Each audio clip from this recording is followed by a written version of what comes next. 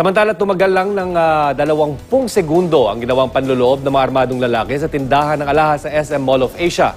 Ayon kay NCRPO Chief Police Director Carmelo Valmoria, malinaw na planado ang panloob dahil pinag-aralang mabuti ng grupo ang lugar. Isa sa mga sospek ang naaresto sa panloloob. Nabawi sa kanyang isang kalibre 45 at 2 pipe wrench. Tinutugis naman ang 6 na iba pa.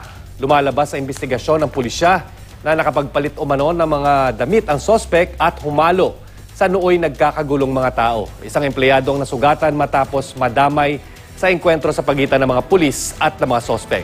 Ani Valmoria, ang pipe wrench o llave tubo ay hindi nabili sa loob ng mall dahil may policy sa loob na bawal nang magbenta doon ng ganitong uri ng gamit.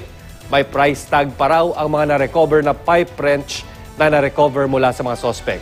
Base raw sa mga testigo, may suot na sombrero ang mga sinasabing sospek sa panloloob.